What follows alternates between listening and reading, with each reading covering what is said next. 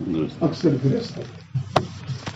तो उन्होंने कुछ तो ठीक किया होगा अपने जीवन में। तो ये एक विडंबना तो है कि गृहस्थ जीवन में रहकर कैसे बैलेंस करें भक्ति को। अच्छे अच्छे भक्त जो बहुत साल से जुड़े हुए हैं, ये एक संघर्ष है, कोई आसान वस्तु नहीं है। संघर्ष इसलिए है कि और भी तो जिम्मेदारियां हमारी, रिस्पॉन्सिबिलिटीज है जो हमें खींचता है। जैसे वो क्या बोलते हैं, हिंदी में तो शब्द नहीं मालूम, लेकिन टग ऑफ वॉर, आप समझते हो ना, कि जो रस्सी होती है और दो कसाकसी, दो साइड से खींचमतानी हो रही है।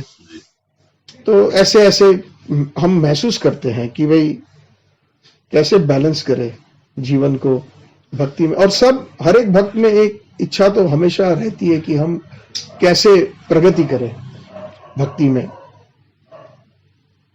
लेकिन कभी कभी बलपूर्वक हम विवश हो जाते हैं, जो हम करना चाह रहे हैं वो हो नहीं पा रहा है, और जितना करना चाहिए मन के अंदर जो स्टैंडर्ड है, कभी कभी हम चूक जाते हैं।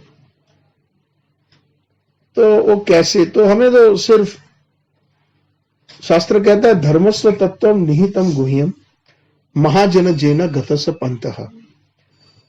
धर्म का जो तत्व है बहुत ही गुह्य है।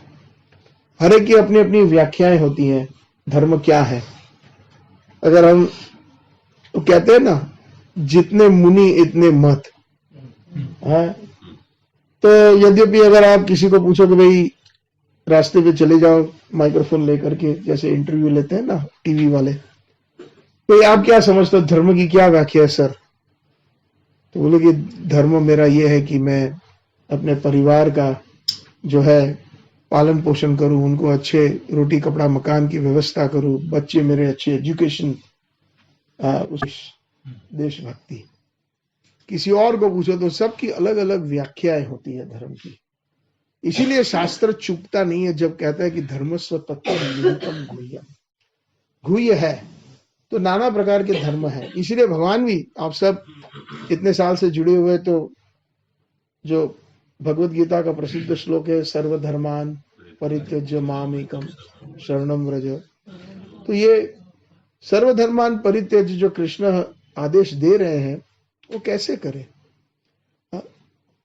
कोई कह सके बहुत आसान है कहना, लेकिन मैं कैसे मैं अपने परिवार को छोड़ूं, कैसे मेरी रिस्पॉन्सिबिलिटी छोड़ूं, और कैसे मैं मंदिर भी आऊं, मंदिर में सेवा भी करूं, और मैं बुक डिस्ट्रीब्यूशन करूं जैसे ये मैराथन का मंथ है, और मैं अपनी 16 अच्छी माला भी मिनिमम करूं। बहुत सारी जो है एक संघर्ष है, कसाकसी, टग ऑफ वॉर।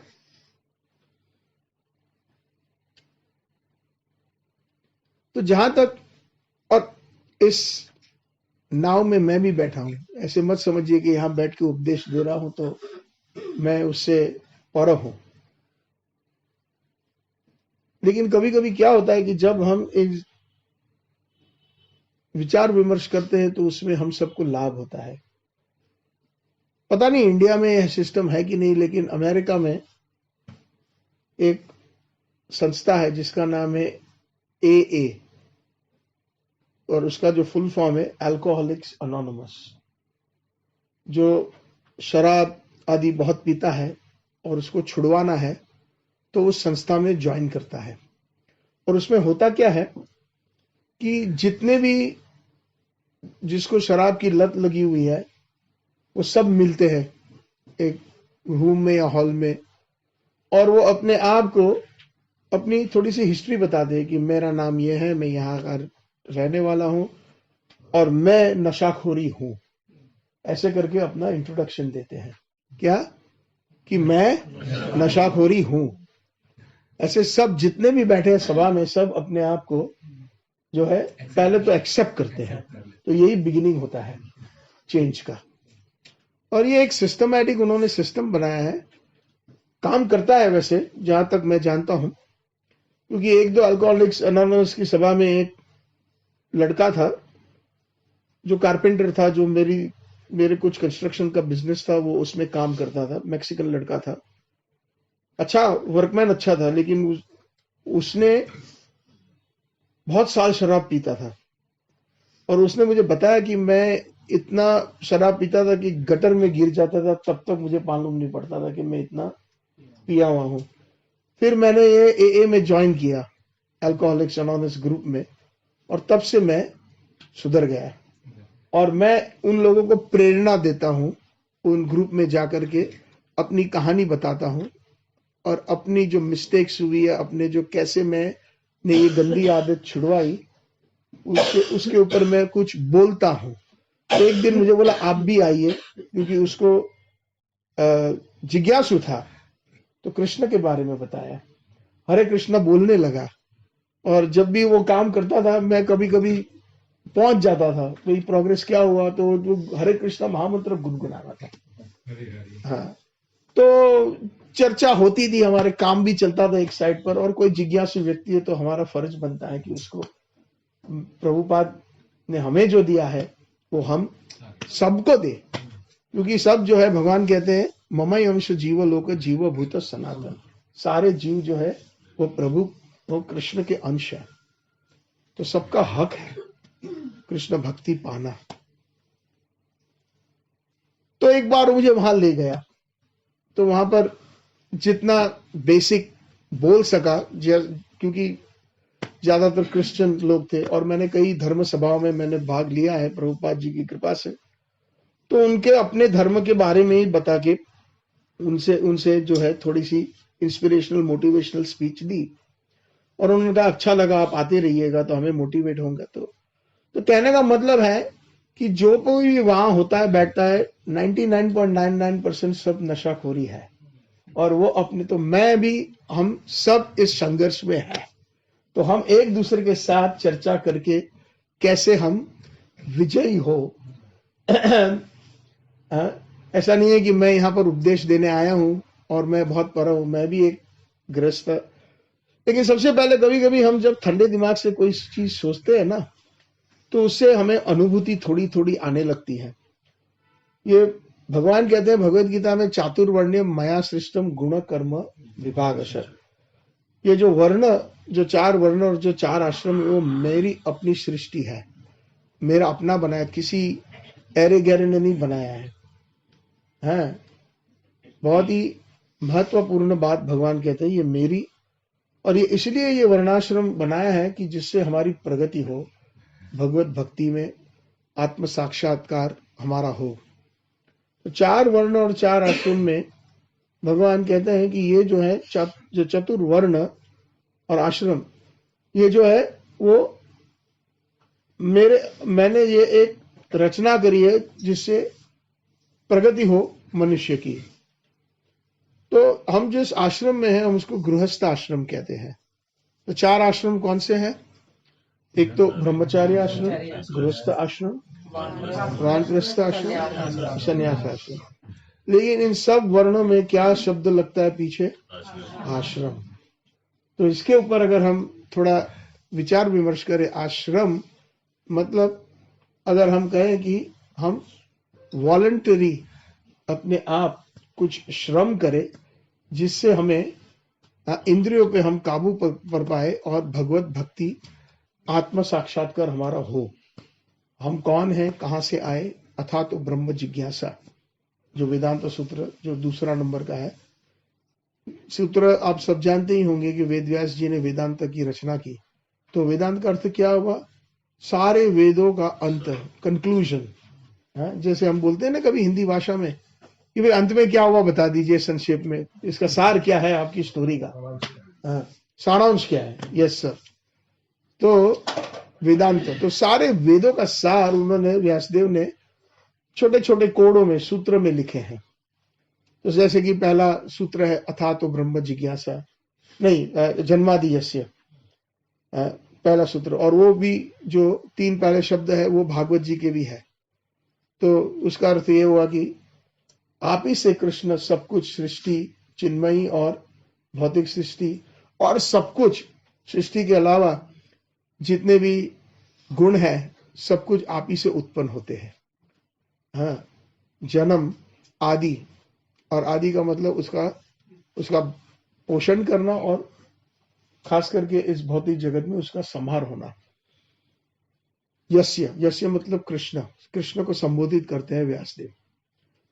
तो दूसरा वेदांत सूत्र है अथातो ब्रह्म जिज्ञासा। तो ये भी ऐसा लग रहा है कि बहुत छोटा सा एक इनकम्प्लीट वाक्य है जो पूर्ण नहीं है।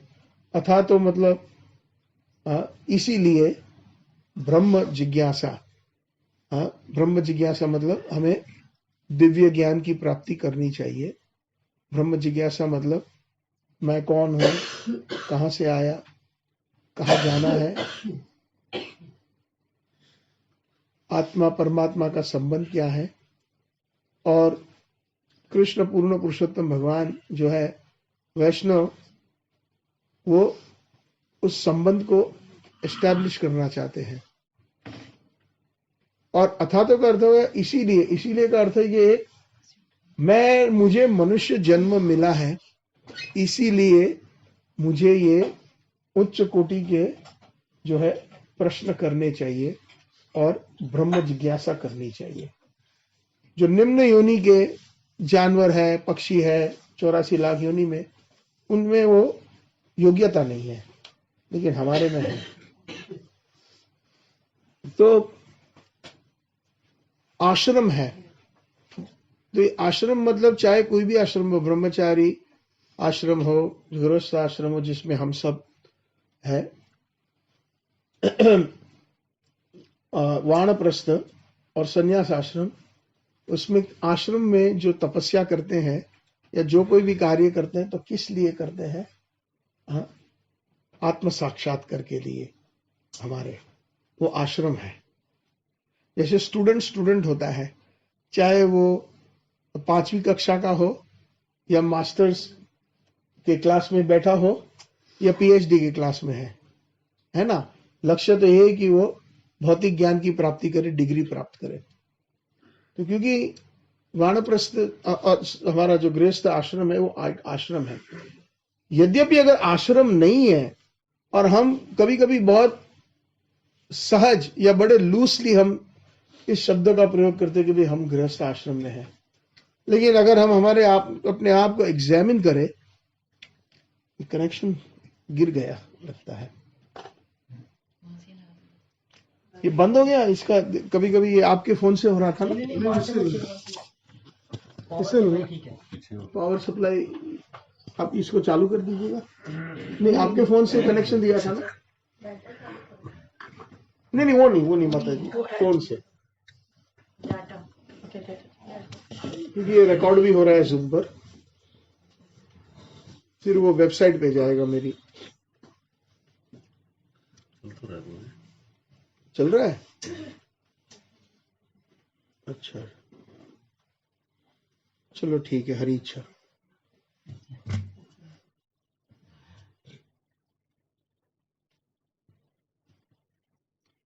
ठीक है, चल रहा है ना, कोई बात नहीं। तो सॉरी, मैं क्या कह रहा था? आश्रम में तपस्या करनी है, आत्म साक्षात्कार प्राप्त करने के लिए कुछ ना कुछ स्टूडेंट मतलब हम गृहस्थ आश्रम में आ भी जाते हैं। हाँ, तो हम कभी कभी बड़े लूसली हम इस अच्छा, आप ऐसा इसमें कर सकते हो कि ये नहीं, ये क्या होता है, स्लीप हो जाता है, बंद हो जाता है, टाइम आउट हो जाता है, तो उसकी वजह से तो जैसे क्या बोलते हैं उसको, डिस्प्ले 2 मिनट का, 5 मिनट का, 20 मिनट, तो टाइम आउट ना होना चाहिए। डिस्प्ले की बात कर रहे हैं, डिस्प्ले की करो, आपका डिस्प्ले बढ़ा दो टाइम ना। आप देख लीजिए। डिस्प्ले सब चलता है, वाईफाई है ना? नहीं वाईफाई में नहीं, मैं जनरल सेटिंग्स में। फोन की डिस्प्ले की बात कर रहे हैं, उसका टाइम आउट ना हो। तो वाईफाई आपके फोन से क्यों चल रहा है? फोन से वाईफाई इससे है, नहीं मिल रहा पासवर्ड। अच्छा चलो, अनएबल टू कनेक्ट, तो ये कथा भक्तों को ऑनलाइन नहीं मिलेगी, कोई बात नहीं। हम रिकॉर्ड कर लेते हैं आपका। अच्छा ऑडियो है। हाँ ठीक है, चलेगा, ऑडियो तो ऑडियो, कोई बात नहीं। तो हम कभी-कभी वीडियो भी बना रहे हैं। ठीक है, तो हम लोग कभी-कभी बड़े सहजता के साथ हम कह देते कि हम गृहस्थ आश्रम के हैं। यद्यपि अगर हम संपूर्ण तरह से कृष्ण भक्ति में नहीं है तो हम गृहस्थ आश्रम में नहीं है, हम गृह मेदी है। भागवत कहता है गृह मेदी उसको कहता है घर में तो रह रहा है लेकिन अपनी इंद्रिय तृप्ति के लिए, रोटी कपड़ा मकान कैसे अच्छा हो, अपनी इंद्रियों को जो है बढ़ावा देते हैं, और हम कहते हैं कि हम गृहस्थ आश्रम में हैं। तो जब हम अपने आप को एग्जामिन करें, हम परीक्षा करें, तो हमें पता चलता है कि हम कहाँ तक हमारी भक्ति या हम आश्रम में कैसे जी रहे हैं। तो इसके लिए हमें कुछ जुड़ा हुआ जी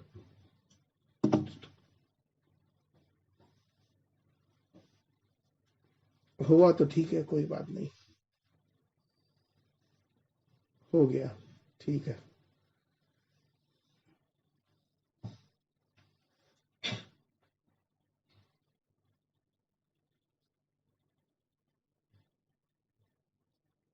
ठीक है, आ गया कनेक्शन।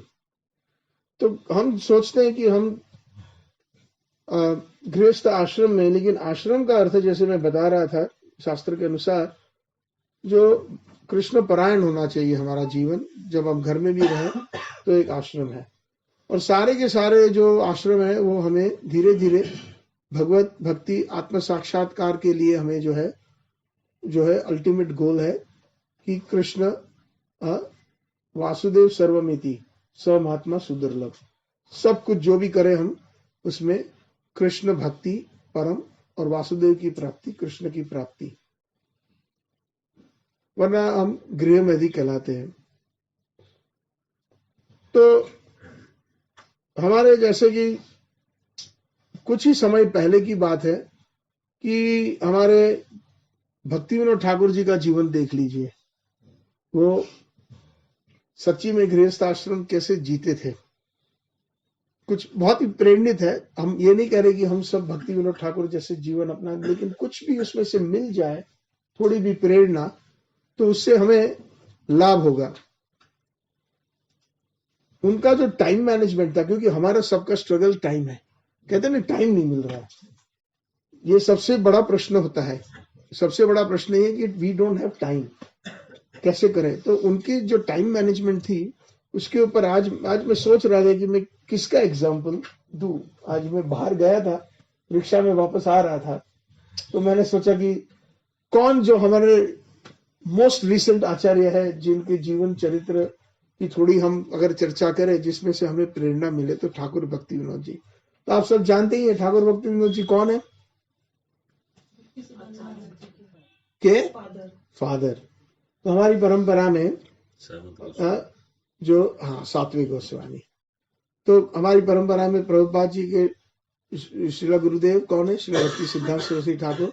उनके गुरुदेव कौन है, श्रील गौर किशोर बाबाजी महाराज, और उनके गुरु भक्ति विनोद ठाकुर जी। भक्ति विनोद ठाकुर जी बड़े विनम्र थे। जब उनके बेटे ने कहा कि दीक्षा लेनी है, तो उन्होंने कहा कि आप गौर किशोरदास बाबा जी महाराज से दीक्षा लीजिए। तो वो तो खुद केपेबल है ही, और ये सब के सब हमारे जितने भी आचार्य हैं वो राधा रानी की सेविका है, जो गोलोक के अंदर या वृंदावन में हमारे सबके स्वरूप है, हमारे सबके नित्य स्वरूप है। लेकिन हमें मालूम नहीं कि हम कौन हैं। जब तक हम वो शुद्ध अवस्था हम नहीं प्राप्त करते, तब तक हमें पता नहीं चलता।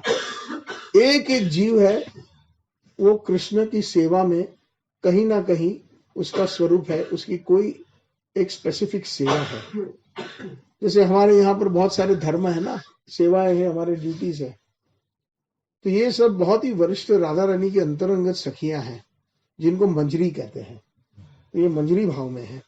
जैसे श्री भक्ति सिद्धांत सरस्वती ठाकुर वो नयन मंजरी है, नयन मणि मंजरी। श्री भक्ति विनोद ठाकुर जी जो है वो कमला मंजरी है। हाँ, गौर किशोर बाबा जी महाराज जी वो गुण मंजरी है। गोपाल भट्ट गोस्वामी भी गुण मंजरी है। ऐसे करके हमारे जो छठ गोस्वामी है वृंदावन के, रूप सनातन जी, जीव गोस्वामी पाद, रघुनाथ दास गोस्वामी, रघुनाथ भट्ट गोस्वामी, गोपाल भट्ट गोस्वामी, ये सारी मंजरियां हैं, रूप मंजरी, लबंग मंजरी, विलास मंजरी इत्यादि। कृष्णराज कविराज गोस्वामी कौन है, हैं? जिन्होंने चैतन्य चरितामृत की रचना करी ना, और बहुत सारे रसिक ग्रंथों की उन्होंने रचना करी, गोविंद लीला अमृत इत्यादि। ठाकुर जी की 24 जो अष्टप्रहर, जो उनकी सेवा कैसे होती है, निकुंज सेवा, ये सारी जो है, ये सारी मंजरियां हैं। वो लोकनाथ गोस्वामी, नरोत्तम दास ठाकुर, चंपक लता मंजरी है, हमारे कस्तूरी मंजरी है, ये कृष्णराज कविराज गोस्वामी। तो ये जो है इनके राधा रानी की अंतरंगत, राधा कृष्ण की अंतरंगत सेवा में वो लोग जो है वो हमेशा उनके लगे रहते हैं। और उनको इतनी हम कौन सा श्लोक जो रोज गाते हैं मंगल आरती में, निकुंज यू नो रतिकेली सिद्ध या अलीबीर युक्ति अपेक्षणीय तत्र अति दक्षा अति वल्लभास्य वंदे गुरु श्री चरणारविंदम। ये उसका जो गुह्य रसिक अर्थ बहुत गुह्य, अगर उसके ऊपर विस्तार करने बैठे, हमारी वेबसाइट पर अगर किसी को सुनना है तो लगभग मेरे 17 हफ्ते का इस गुरुवाष्टकम पर, हाँ हफ्ते में एक बार मैं संडे करता था, तो 17 मेरे घर में 17 या 18 उसके ऊपर लेक्चर्स है, एक एक श्लोक के ऊपर 2-2 और या किसी श्लोक के ऊपर 3-4 हफ्ते निकाले हैं। अपने लीडर्स क्लास में तो सीओ पर लिया था, गुरुवाष्टकम के ऊपर लिया था। अच्छा, माता जी शादी पर हुई थी क्लास, गुरुवाष्टकम के ऊपर हुई था। अच्छा, मैंने कई क्लासेस की है गुरुवाष्टकम पर।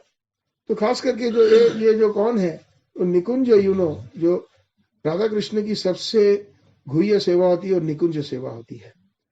तो रति केली सिद्ध्य, वो जो है इतनी सिद्धि प्राप्त, सिद्धि का मतलब जो है इतना दक्ष होता है। रति केली से याया अलीबीर, अलीबीर मतलब गोपियां, याया अलीबीर युक्ति अपेक्षणीय, और हमेशा युक्त रहते हैं इन वरिष्ठ गोपियों, ललिता विशाखा इत्यादि उन वरिष्ठ गोपियों से वो हमेशा सेवा भिक्षा याचना करती है वो जो छोटी गोपियां जिनको मंजरी कहते हैं। और निकुंज यूनो रति केली सिद्ध, ठाकुर जी राधा रानी के जो जुगल सरकार है, उनकी जो रति, उनकी जो केली है, उनके जो प्रेम का जो भाव है, वो इतनी अच्छी तरह समझते हैं निकुंज शीलवा में। इसलिए तत्र अति दक्षा, वो इतने एक्सपर्ट है, इसलिए किंतु प्रभु या प्रिय व तस्य वंदे, इसलिए बहुत ही प्रिय है वो श्री जी को, राधा रानी को, कृष्ण को। तो भक्ति विनोद ठाकुर जी बहुत ही मतलब निकट की सेविका है, और हमारा इतना सौभाग्य है कि वो इस परंपरा में आए। और उन्होंने एक्चुअली बंगाल में जन्म लिया, और उन्होंने एक्चुअली 2 शादी की थी। पहली शादी हुई तो उनकी पत्नी चल बसी थी, और जो भक्ति सिद्धांत सरस्वती प्रभुपाद जन्म लिए वो भगवती देवी से लिए थे, और वो भी जगन्नाथपुरी में, और उनको 10 संतान थी, 10। तो अब ये सोचिए 10 बच्चों के साथ कैसे भक्ति करते थे। ये बहुत ही प्रेरणाजनक, और इतनी उनका टाइम मैनेजमेंट इतना सुंदर था। कहते हैं भक्ति, मैंने कुछ नोट्स लाया हूं उनके ऊपर, तो कहते थे कि वो जो है वो उस समय 1870-80 की बात है, तो हमारे भारत को तो 1947 में हमें जो है आजादी मिली थी। और उस समय जितने भी बड़े बड़े बैरिस्टर जितने भी थे, फिर भी उनको मैजिस्ट्रेट की ऐसी पोजीशन जितने वहां पर ब्रिटिश गोरे मिलती नहीं थी। ये बहुत ही एक मतलब बहुत बड़ा अचीवमेंट था कि एक इंडियन बेंच पर बैठे जज की जगह। तो वो जो है जगन्नाथपुरी में 1870 में वो मैजिस्ट्रेट थे ब्रिटिश गवर्नमेंट में, और भक्ति विनोद ठाकुर जी ऐसे ऐसे कार्य करते थे जो अगर हम देखें तो ऐसे लगे ये तो इम्पॉसिबल है, कोई मनुष्य नहीं कर पाता। मतलब ये जॉब की बात कर रहा हूं, भक्ति की तो अभी मैं बात ही नहीं कर रहा हूं उनकी। कहते थे कि वो दिन में 50 केस सुनते थे, और बाकी के जो गोरे ब्रिटिश जज थे हार्डली 10-12 सुनते थे, और उनको इतनी ईर्ष्या होती थी। उनका नाम केदारनाथ दत्त था उस समय। तो जो मैजिस्ट्रेट दत्त के ऊपर ईर्ष्या की, ये कहीं ना कहीं इतने फटाफट केस निपट रहा है तो गलतियां होगी। कोई चीज अगर कोई फटाफट करे ना तो गलती हो सकती है, ये ह्यूमन नेचर है। या जल्दबाजी में हड़बड़ी में करे तो उन्होंने इतनी कोशिश की लॉ बुक्स में से कहीं ना कहीं उनकी त्रुटियां निकाले, लेकिन निकली ही नहीं। और उनके जजमेंट इतने परफेक्ट थे कि कहीं भी कोई भी जज नुक्स नहीं निकाल पाया, बिल्कुल नहीं। तो और उनका जो स्केड्यूल था, जैसे बता रहे हैं, उन्होंने 1874 से लेके ऑलमोस्ट 10 साल उसके बाद उन्होंने कई संस्कृत में उन्होंने पुस्तकों की रचना करी। श्री कृष्ण संहिता, यद्यपि अगर कोई लीडर है या जो जिज्ञासु है, कृष्ण संहिता ऐसा पुस्तक है जिसमें सारे सृष्टि की भक्ति विनोद ठाकुर ने वर्णन किया है, खास करके गोलोक का भी, कि गोलोक कैसा है। मेरे पास अभी समय नहीं है, लेकिन मैंने कुछ उसका अध्ययन किया था कि गोलोक के अंदर अलग अलग प्रकोष्ठ होते हैं, कमल के समान होता है, और नित्य एक एक प्रकोष्ठ में कृष्ण अपनी लीलाएं कर रहे हैं। कोई वात्सल्य रस में कृष्ण को भजना चाह रहे हैं तो कृष्ण उनके लिए बड़े होते ही नहीं है, गोलोक में उनका वो पुत्र बनकर ही रहता है। कोई माधुर्य रस में रहना चाहता है तो कृष्ण उस किशोर स्वरूप कैशोर्य स्वरूप में गोपियों के साथ रमन करता है, तो वो कभी छोटा होता ही नहीं है बाल स्वरूप में। तो कई है ना हमारे जितने भी सखा है कृष्ण के, वो चाहते हैं कि कृष्ण के साथ खेले खेले कूदे और गौ चरण करे। तो ऐसा एक प्रकोष्ठ है, वहां पर कृष्ण नित्य वही कर रहे हैं। तो ठाकुर विनोद जी कृष्ण संहिता में समझाते हैं, वहां पर गोलोक में भी एक डिवीजन है जिसको मायापुर नवद्वीप कहते हैं। तो नित्य वहां पर महाप्रभु और उनके पार्षद भी गोलोक में है वहां पर। तो एक छोटा सा मैं मतलब ये कृष्ण संहिता का मैं एक छोटी सी झलक दे रहा हूं कि कितना ठाकुर भक्ति विनोद जी ने कितना अध्ययन किया है और कितना ये सुंदर।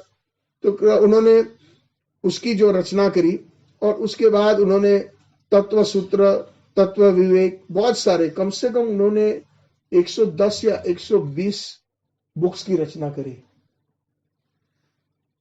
गृहस्थ में रह कर करे। हाँ, और मैंने कई जो बुक्स है वो बांग्ला में, बंगाली में उन्होंने लिखे। जैसे कि हमारे जितने भी ठाकुर भक्ति विनोद के बुक्स है, जो जितने भजन गाते हैं, तो कौन से बुक्स में से आते हैं, गीतावली, जैसे जय राधा माधव हम रोज गाते हैं ना, हैं, गीतावली है, कल्याण कल्पतरु है, गोपीनाथ मम निवेदन सुनो, विषय दुर्जन सदा कामरथ इच्छु नाही मोरगन। तो कल्याण कल्पतरु नामक पुस्तक है। शरणागति है, इसमें कई प्रकार के उन्होंने इतने अच्छे अच्छे भजनों की रचना करी है, वो सारे बंगाली में है। उन्होंने उनकी रचना करी, और उन्होंने बहुत सारे संस्कृत में दत्त कौष्टुभ करके एक पुस्तक है, उसकी रचना करी, और बहुत सारे उन्होंने अचीवमेंट्स पाए। और साथ साथ में भगवत नाम भी लेते थे, हरि नाम, हरे कृष्णा कृष्णा कृष्णा हरे हरे, हरे राम राम राम हरे हरे। तो कैसे करते थे? तो पता चलता है कि उनका शेड्यूल, पूरे दिन का शेड्यूल 24 घंटे कैसे बटे हुए थे, तो मैं आपके साथ वो शेयर करना चाहता हूँ। तो रात को 8 से 10 बजे सोते थे, सिर्फ 2 घंटा है। अब ये हम तो कर नहीं पाएंगे, लेकिन कुछ प्रेरणा मिले, कुछ प्रतिशत भी टाइम मैनेजमेंट का। और 10 बजे उठ करके रात को 4 बजे तक वो लिखते थे।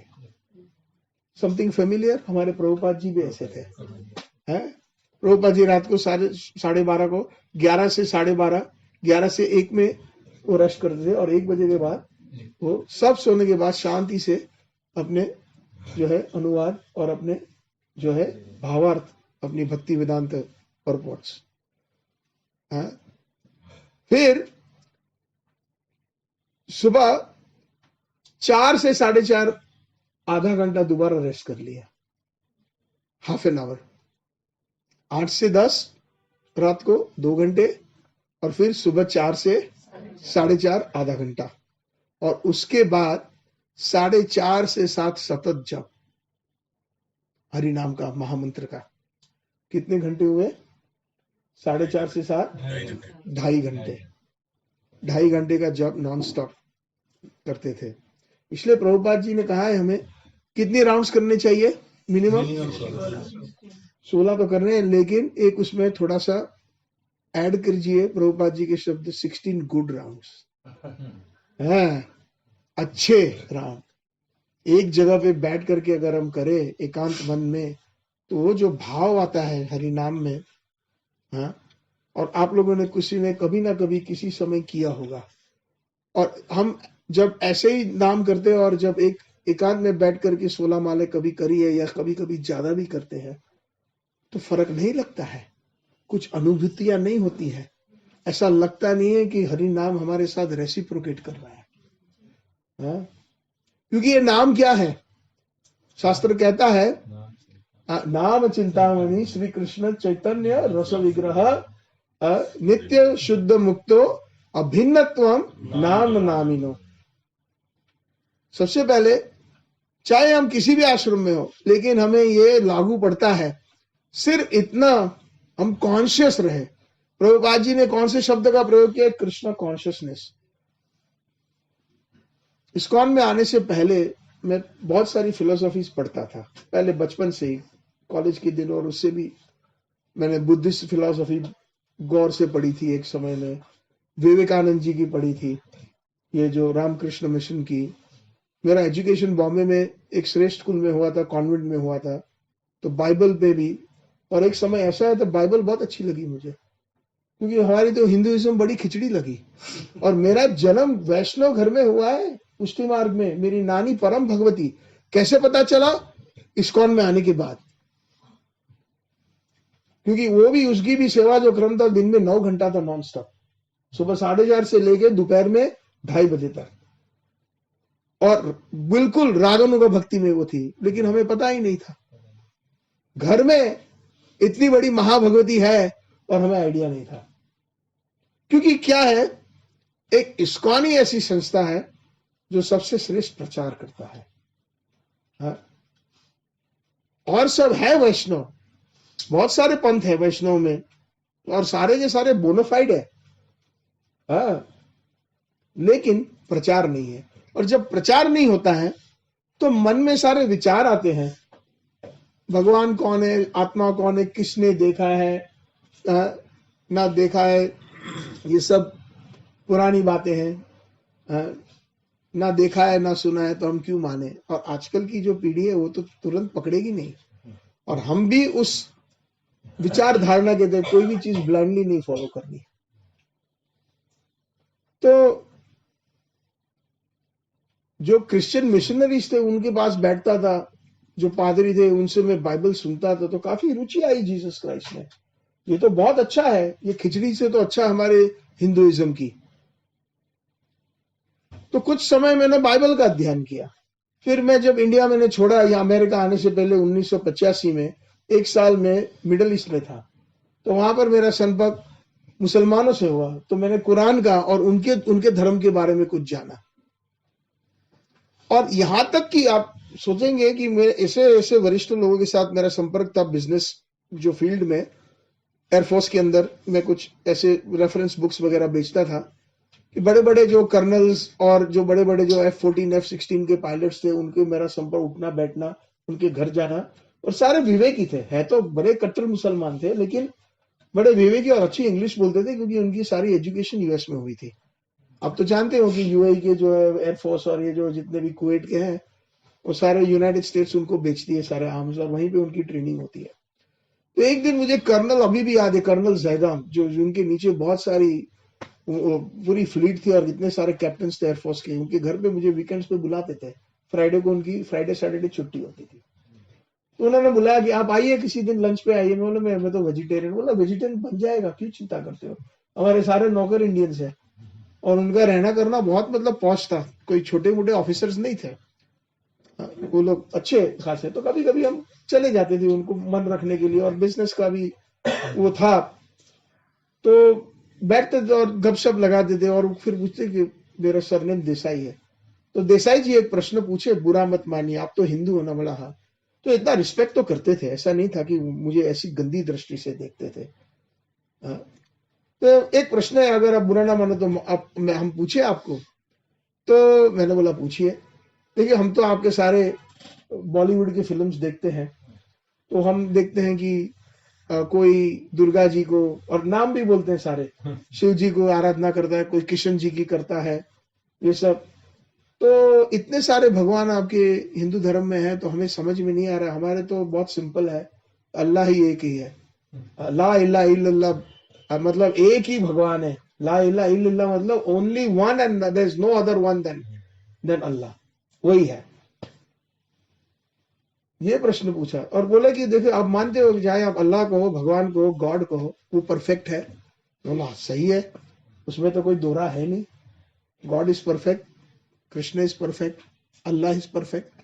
तो अगर वो परफेक्ट है, आप मानते हो, तो आप लोग जो शिल्पकार है, जो पिक्चर जो पेंटिंग करते हैं आपके अलग अलग भगवानों की या देवी देवताओं के, तो जिसने पेंटिंग बनाई उससे अच्छा कोई पेंटर हो सकता है या शिल्पकला वाला हो सकता है? बोला होता है, उससे भी अच्छा कोई होता है? कोई भी अगर आप कार्य करो तो उसमें कोई ना कोई तो ज्यादा स्किल्ड निकलता ही है। तो जो जिसने पहले वाले ने एग्जाम्पल में जिसने भगवान की मूर्ति या जिसने आपके देवी देवताओं की जो पेंटिंग बनाए, तो वो तो उसमें त्रुटि है, क्योंकि उससे अच्छे बनाने वाला कोई है। और भगवान आपके यहाँ देवी देवता तो परफेक्ट है, तो कोई परफेक्ट व्यक्ति तो है नहीं जो परफेक्शन को उतार सके। देखिए ऐसे मतलब ऐसे घुमा दिया पूरा।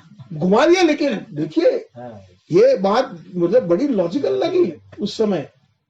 बात तो मैं मतलब मेरा फिर जो भी टूटा फूटा, उस टाइम में मैं इस्कॉन में नहीं था, एक साधारण हिंदू वैष्णव घर में जन्म लिया, बस जन्म ही था। तो हमने अपना लॉजिक उठाया कि देखो ऐसा है कि मंदिर में जाते हैं, अगर मूर्ति होती है तो जैसे अगर हमारी कोई बुरी आदत है, तो हम जैसे घर में कोई सिगरेट बीड़ी या तम्बाकू खाता है तो माँ बाप के सामने नहीं करेगा, या अपने दादा दादी या कोई बुजुर्ग बैठे हैं कम से कम उसके, तो मंदिर में भी जाते हैं तो कुछ शिस्ती आती है। तो ऐसे तरह से मैंने जवाब, जो भी मेरी बुद्धि अल्प बुद्धि थी वो मैंने कह दी। तो मैंने देखा उनके मुख पे कुछ सेटिस्फेक्शन नहीं था और मुझ में भी नहीं था जवाब। मैं बहुत सोचने लगा, उसका जवाब नहीं मिल रहा था। देखिए तो फिर अमेरिका जाना हुआ 1-2 साल के बाद, और घर से दूर थे और संस्कार तो थे, माँ बाप से बात करनी, बर्थडे के दिन बोला बेटा आज मंदिर चले जाना, और हमारे घर से 5 मिनट दूर इस्कॉन का मंदिर था। नानी कहती थी कि आज नया साल है, मंदिर जरूर जाना, माथा टेकना। तो साल में 2 बार चले जाते थे, बर्थडे के दिन और नए साल, मतलब जो गोवर्धन पूजा के दिन चले जाते थे। लेकिन जब वहां जाता था मन रखने के लिए, मम्मी पापा का, नानी का मन रखने के लिए जाता था। जब जाता था, हमारे बहुत सुंदर शिकागो में किशोर किशोरी, 28 साल में वहां रहा हूं, बहुत ही सुंदर स्वरूप है, बड़े मनमोहक है। लेकिन मैं देखता हूं ये तो मार्बल है, मेरा सर नहीं झुकता था। बोलते इससे भी अच्छा कोई बना सकता है, तो ये परफेक्ट नहीं है। उसी कर्नल की बात, मुसलमान कर्नल की बात जो है मन में घूम रही थी। तो कहने का तात्पर्य यह है कि जब तक हम किसी परफेक्ट व्यक्ति से हम उसकी व्याख्या ना सुने, और फिर हिस्ट्री हुई, बुक डिस्ट्रीब्यूशन का महीना है, कल भी मैंने ये बात करी थी, किसी ने मुझे पूछा कि आप कैसे जुड़े। तो उसी मंदिर में जब जाता था तो साल में 1-2 बार, तो वहां पर मेन जो लॉबी है, गिफ्ट स्टोर है, उसके बाहर एक बहुत बड़ा टेबल रखा था, और वहां पर प्रभुपाद जी की कंसाइज जो छोटा वर्जन लीला अमृत रखी थी, और वहां पर लिखा था फ्री कॉपी। बोला वाह, फ्री कॉपी ले चलते, हम लोग पढ़ने का वैसे भी शौक था। घर ले गए, काम पर जाना था, गए नहीं, शुरू किया, पहला पेज, दूसरा पेज, तीसरा पेज, चौथा पेज, पूरी बुक 3 घंटे में खत्म कर दी, काम नहीं गया। और बाद में उसी दिन 3 बार पढ़ी, 9 घंटे लगातार प्रभुपाद जी की लीला अमृत, और सारे प्रश्नों का जो मन में जो समाधान हो गया प्रभुपाद जी की लीला अमृत पढ़कर। तो मेरा ये आपसे सबसे निवेदन है, प्रभुपाद जी भी गृहस्थ रहे और अपना जीवन उन्होंने कैसे बिताया वो हमें उपलब्ध है प्रभुपाद लीला अमृत के द्वारा। तो साथ साथ में कोई भी ग्रंथ पढ़े, भगवत गीता, भागवत, लेकिन जरूर आप लोगों के पास कितने के पास प्रभुपाद लीला अमृत है घर में? हरी बोल, बहुत अच्छा। जिसके पास नहीं है ले लीजिए बुक, अभी तो है वैसे भी दिसंबर महीना, और वो भी नहीं करना है आपका एंड्रॉइड, आईफोन, वेदा बेस में चले जाए, प्रभुपाद लीला अमृत कम से कम एक पेज पढ़े रोज, कितनी प्रेरणा मिलेगी। मैं सामने आपके आज कैसे बैठा हूं ये उसी का प्रूफ है। और फिर बाकी तो इतिहास है कि कैसे मैं हर वीक जाने लगा और प्रवचन सुनने लगा। कीर्तन में बड़ा शौक था तो कीर्तन धीरे धीरे सीखा। मृदंग बजाना, तो मृदंग जब मैं उठाता तो कहते बस स्टॉप करो, क्योंकि बस। फिर हारमोनियम लेके बैठ गए तो बोले कि भाई स्टॉप करो, अब आराम से किसी से सीख लेना। तो उसमें ऐसा था कि नहीं, हमको सीखना ही है। तो फिर बैठे, कुछ भक्तों के साथ गाइडेंस लिया, थोड़ा थोड़ा गाइडेंस, फिर अपने आप जो है प्रभुपाद की, अपने आप मतलब हमारे बलबूते प्रभुपाद जी ने कृपा कर दी, भक्तों ने कृपा कर दी, और जो है धीरे धीरे सीख गए। शास्त्र भी सीखे, कीर्तन भी सीखे, सब कुछ। तो हमारी इस्कॉन ऐसी जगह है जहां हमको सब कुछ उपलब्ध है। यद्यपि अगर एक ही संस्था ऐसी है, बाकी कई संस्थाओं में जाओ, अरे आप तो ब्राह्मण नहीं हो तो आपको ये नहीं, आप ये नहीं तो आप नहीं कर सकते, आप बोल नहीं सकते। मेरी अपनी जो जन्म की जो कुल है वल्लभ संप्रदाय, श्री वल्लभाचार्य की, तो उनमें ऐसा नियम है कि वल्लभ कुल से ही कथा सुन सकते हो और किसी से नहीं सुन सकते। तो ये तो वो जाति गोसाई वाली बात हो गई। महाप्रभु ने तो कहा है कि जय कृष्ण तत्ववेती सही गुरु होया। जो इवन जो कोई चंडाल भी है, लेकिन अगर उसको भगवत तत्व मालूम है, शास्त्र मालूम है, तो वो गुरु, वो वंदनीय है। लेकिन इनका फिर बिजनेस बंद हो जाएगा अगर आप, क्योंकि उन्हीं के वंश से सुनो, मतलब उन्हीं के बच्चों से, उनके बच्चों से, उनके बच्चों से, तो उन्हीं की पधरामनी होगी आपके घर पे, उन्हीं को जो है मिलेगा सब कुछ, और इसी तरह उनका बिजनेस चलता रहेगा। सॉरी मैं बोल रहा हूँ, लेकिन ये हकीकत है। लेकिन हमारे जो भक्ति सिद्धांत प्रभुपाद ने एस्टैब्लिश किया, कितने लोगों ने विरोध किया कि ये जो स्वामी जी इवन वृंदावन में बैठ के प्रभुपाद जी का विरोध किया, ये सबको दीक्षा दे रहे हैं, ये गोरों को, कालों को, किसी को भी ऑर्डर पे लगा दिया, गलत है। लेकिन ये गलत नहीं है। धर्मस्तत्व निहितम गुह्यम महाजन चेन गतम। भक्ति सिद्धांत स्वामी प्रभुपाद ने दैवी वर्णाश्रम एस्टैब्लिश किया, उसकी पूरी जो है उन्होंने मैप बना के दी, और प्रभुपाद ने फॉलो किया कि यद्यपि कोई इवन पहले अगर वो यवन भी रहा है, मांस भी भक्षण किया है, लेकिन उसने कृष्ण भक्ति पकड़ी है और वो ब्राह्मण के गुण उसमें आ गए हैं, तो ब्राह्मण ही है, वो वैष्णव ही है, और उसका अधिकार है उसको ट्रेनिंग देने के बाद कि ठाकुर जी की वो सेवा कर सकता है।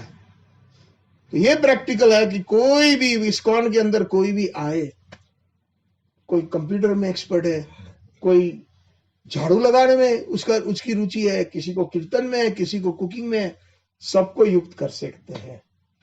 प्रभुपाद जी ने सार्थक किया है विश्वनाथ चक्रवर्ती ठाकुर की वाणी, जो मंगल आरती में कौन सा श्लोक, जो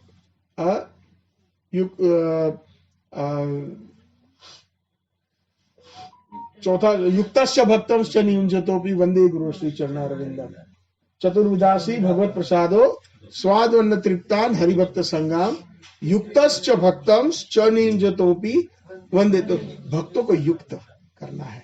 युक्त किए बिना, सेवा किए बिना कैसे हमारी जो है हम कैसे बढ़ सकेंगे, हमारा एडवांसमेंट कैसे होगा? तो प्रैक्टिकलिटी भी तो होनी चाहिए। जब हम जाप करते हैं तो हमारे भक्ति विनोद ठाकुर जी जो है उसकी शेड्यूल में चाहे 4:30 से सुबह 7 बजे तक जाप, तो अच्छी जाप बहुत जरूरी है। तो गृहस्थ जीवन में भी हम टाइम मैनेजमेंट ऐसा कर सकते हैं कि हम कम से कम अच्छे जाप करें। जिस दिन अच्छा जाप किया उस दिन हमारा वैसे भी मंगलमय हो जाएगा, और हमारा आध्यात्मिक जीवन में इतना बूस्ट, इतना बढ़ावा मिलेगा कि आप यकीन नहीं करोगे कि कुछ चीजें हम पढ़ते हैं वो जल्दी रिटेन हो जाती है।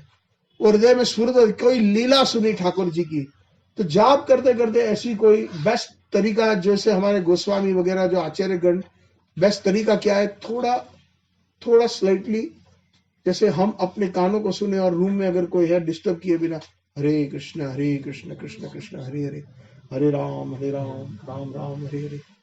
प्रभुपाद जी कैसे चैंट करते हैं, सुपर टेप सुनते हैं ना, तो उससे अपने आपको भी फायदा होता है, और कीड़े मकोड़े पौधे और दूसरे अन्य घर में कई, किसी ने मुझे प्रश्न पूछा था कि भाई हमारी घर के अंदर कुछ सदस्य जाप नहीं कर रहे हैं तो क्या किया जाए। अगर आप अच्छी तरह जाप करते हो और आपका साउंड वाइब्रेशन है तो उनको वैसे भी फायदा हो जाएगा, है उनको ही नहीं, लेकिन जितने भी जीव है घर में रहने वाले, उनको भी मनुष्य जन्म भक्ति लगा बीज का रोपण हो जाएगा। तो ये बहुत बड़ी अच्छी रिस्पॉन्सिबिलिटी है गृहस्थ आश्रम में।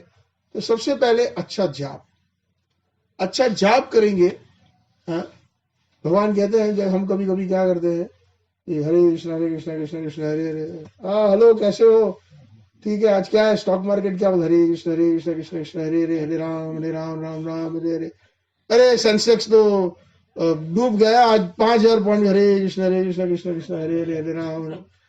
ऐसे या कोई भी अन्य विचार, तो भगवान क्या बोलते हैं भगवत गीता में, ये यथा माम ताम स तथैव भजामि हम। क्या अर्थ होगा उसका, पीछे से कोई बताएगा? कोई परीक्षा नहीं है, ये तो सिर्फ उसे क्या है ना, हम सब प्रेरित होते हैं, उत्साह मिलता है। कौन बताएगा इस श्लोक का अर्थ? सुना तो होगा, संक्षेप में बता दीजिए कोई भी। ये लीडर लोग को मैं नहीं पूछ रहा हूं मैं, जैसा तुम मुझे दोगे वैसा ही तुम्हें मिलेगा। हाँ चलो ठीक है, सार अच्छा है आपका, जैसे आप मुझे भजोगे इस तरह में आपसे व्यवहार करूंगा, सही है ना। तो फिर हम उसको कृष्ण को सेकंड थर्ड नंबर चौथे नंबर पे बिठा देंगे, तो फिर वो हमें क्यों फर्स्ट नंबर देगा, है? क्योंकि नाम क्या है, चिंतामणि। चिंतामणि का क्या अर्थ है? चिंताओं को हरने वाला। नहीं, वो तो चिंता हरण हुआ। हाँ, चिंतामणि का क्या अर्थ हुआ? जो चिंता करो वो मिल जाएगा। एग्जैक्टली, जो चिंता करे वो मिल जो भी जिस भी चीज का चिंतन करो उसकी प्राप्ति होती है, उसकी प्राप्ति होती है। प्राप्ति मिलता है। ये जो हम जाप करते समय जैसे भगवान का चिंतन कर रहे हैं, हाँ भगवान की प्राप्ति होगी। एब्सोल्युटली, वही तो गोल है। और अभिन्नत्वम नाम न नामिनो, ये हमें पहले तो विश्वास होना चाहिए कि जो हरि का नाम है वो साक्षात कृष्ण और कृष्ण के पार्षद इस नाम के अंदर ये नाम और उनमें कोई अंतर नहीं है। अभिन्नत्वम का मतलब अभिन्न है। तो सबसे पहले जब नाम करने बैठे तो बात करें आंख बंद करके, कृष्णा अभी मैं आपके और कृष्णा आपके पार्षद के साथ मैं आपका संग चाह रहा हूं। जैसे आप वैष्णव को कहते हैं कि आइए आपकी चरण धुरी हमारे घर में पड़े, कहते हैं ना हम, और अच्छा भी लगता है ना, कोई वरिष्ठ वैष्णव आता है तो आज तो हमारा अहोभाग्य। तो ऐसे नहीं, मैं अपनी बात नहीं कर रहा हूँ, मेरा अहोभाग्य है कि आप सब वैष्णव का संग मुझे मिला। तो जब हम नाम का जाप, तो एक कॉन्शियस, इसलिए प्रभुपाद ने नाम दिया कृष्ण कॉन्शियसनेस, चेतना, हमारी चेतना होनी है। जरूरी नहीं है कि हमें पूरा दिन माला करना है, जरूरी नहीं है कि पूरे दिन शास्त्र पढ़ना है। चेतना, जो भी करो, हम लोग नौकरी पे जाते हैं, काम पे जाते हैं। भक्ति विनोद ठाकुर का एक भजन है, वो इस उनके स्केड्यूल के बाद में प्रस्तुत करूंगा, गाऊंगा नहीं, फटाफट लाइन पढ़ लूंगा समय को देखते हुए कि 9:15 के ऊपर हो गया है। तो नाम जाप को सबसे बेस्ट है हमारे, इवन हमारा दिन में अगर जो भी हमारे भौतिक कार्य है वो भी बड़े अच्छे जाते हैं। और कोशिश ये करनी चाहिए कि सुबह सुबह कर ले, लेकिन कोई रूल नहीं है। नाम अकारी बहुधा निज सर्वशक्ति तत्तर नियमित स्मरणे न काल। महाप्रभु ने आज्ञा दे दी है कि कहीं भी किसी भी समय आप जाप कर सकते हो, लेकिन सुबह का जो भोर का समय होता है वो सात्विक होता है। हर एक चीज इस भौतिक जगत में तमोगुण रजोगुण सतोगुण में उसके विभाग है, या कभी परम्यूटेशन कॉम्बिनेशन है तीनों के। समय भी ऐसा है, जैसे जैसे हम कहते हैं ना सात्विक जो है पदार्थ हमको खाने चाहिए, सात्विक, तो उससे क्या होता है कि बुद्धि का विकास होता है। भक्ति के तो दूर की बात कर रहा हूं मैं, ऐसे ही जो पुण्यशाली होते हैं सात्विक आहार खाए तो हमारे में अच्छे विचार आए, अच्छे गुण आए। कहते हैं ना बचपन से ये सीखे संस्कार में। तो सात्विक चीजों का, सात्विक जैसे पदार्थ में, जैसे कपड़े हैं तो सात्विक पदार्थ कौन से है, तो कॉटन, सूत, वो सात्विक माना जाता है। इसलिए जब भगवान की पूजा करते हैं तो सूत पहनते हैं, वो प्रिफर्ड है। उसके बाद सिल्क भी चल जाता है। तो इत्यादि श्रेणियां हैं। जब खाना खाते हैं तो उसके अंदर सात्विक खाने में क्या क्या पड़ता है, जैसे दाल में भी कई राजसिक दाल है, तामसिक दाल है और सात्विक दाल है। सिर्फ दाल की अगर बात करें तो सात्विक दाल कौन सी है, तो येलो मूंग की दाल, पीली मूंग की दाल, वो सात्विक है। जो तूर दाल है वो राजसिक है, और मसूर दाल तो बिल्कुल तामसिक है। तो वैष्णव वो खाते भी नहीं है। तामसिक पदार्थ क्या है, प्याज है, लहसुन है, वो सब जो है बिल्कुल तामसिक है। इसलिए हम क्योंकि ठाकुर जी को नहीं जा, कई लोग कहते हैं कि हम तो खाते प्याज लहसुन हेल्थ के लिए ये वो, तो क्या हमारे जो गौड़ीय वैष्णव है या जो भी वैष्णव है वो हेल्दी नहीं है? अरे हम बहुत हेल्दी है, देखो ये बहुत हेल्दी है, वो उसकी जरूरत नहीं है प्याज लहसुन की, ये तो एक बहाना है।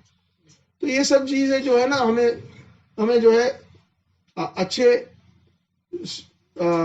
जो शास्त्र जानता है, जो धर्म जानता है, उससे जाने तो हमें समझ में आएगा, वरना हम तर्क करते बैठ जाएंगे।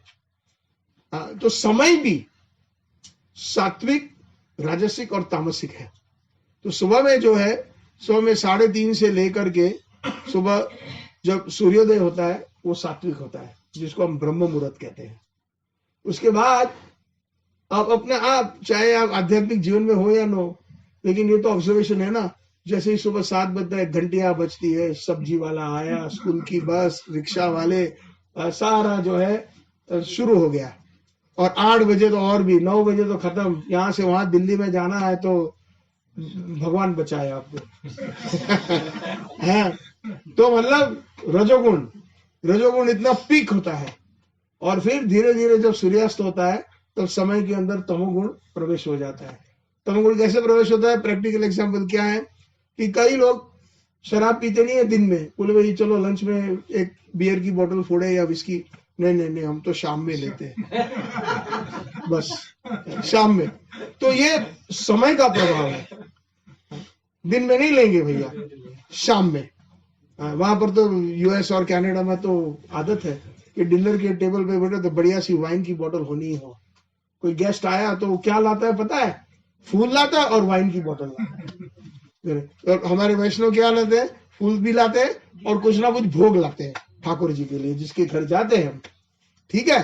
तो ये वाइन की बोतल ले जाते हैं, क्योंकि ये आदत है कि भाई शाम में तो अच्छे सो कॉल्ड सात्विक लोग हैं वो शाम में, क्योंकि समय का जो है इन्फ्लुएंस। और जैसे तमोगुण बढ़ता है रात्रि के समय सबसे ज्यादा चोरियां रात को होती है, और ये स्टैटिस्टिक्स है, रात को 12:30 से रात लेके 2:30 बजे सबसे कॉन्सेंट्रेटेड है तमोगुण।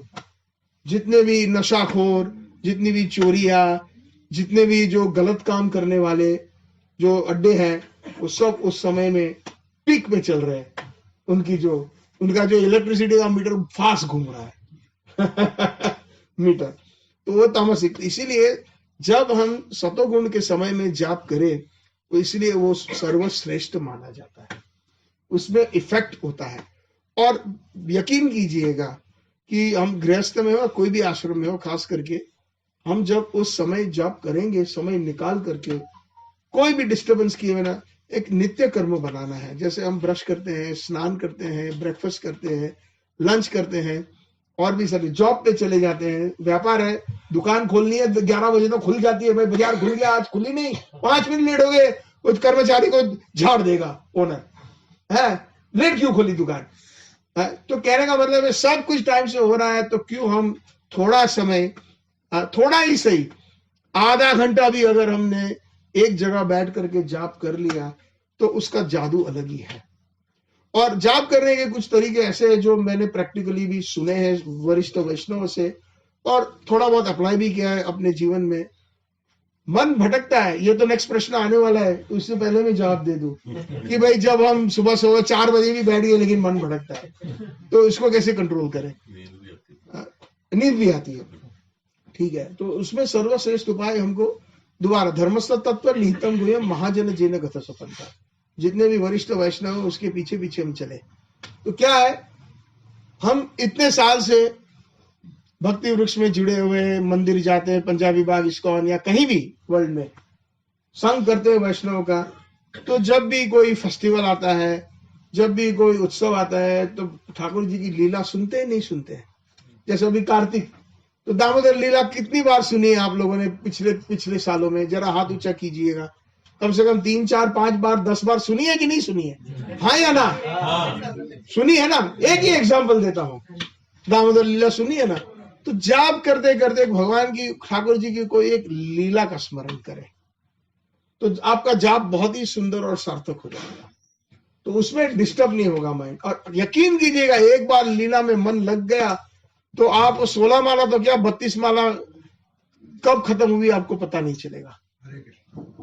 पक्की बात है, एक्सपेरिमेंट करके देखना, ये मैं कह रहा हूं। या अगर कोई आपका प्रिय श्लोक है, उसके ऊपर आप मनन कीजिए, उसके ऊपर आप मनन कीजिए, या कई श्लोक है उसके ऊपर, तो मन नहीं भटकेगा। तो बिल्कुल परफेक्ट एसोसिएशन मिले। जैसे कि ठाकुर जी यहाँ बैठे हैं हमारे पास में और हम उसकी तरफ देख ही नहीं रहे। जैसे कोई व्यक्ति आया है हमारे, कोई बड़ा कोई वीआईपी आया है, मान लो आपका केजरीवाल आ जाए यार, कई लोग लाइक नहीं करते मैं जानता हूं, लेकिन चीफ मिनिस्टर है, एग्जाम्पल दे रहा हूं भैया, एग्जाम्पल दे रहा हूं, और वो आकर के बैठे यहाँ पर और हम लोग यहाँ गपशप दे, उसकी तरफ देखे भी नहीं। कोई तो कह रहे हैं ठीक है, वही ठीक है।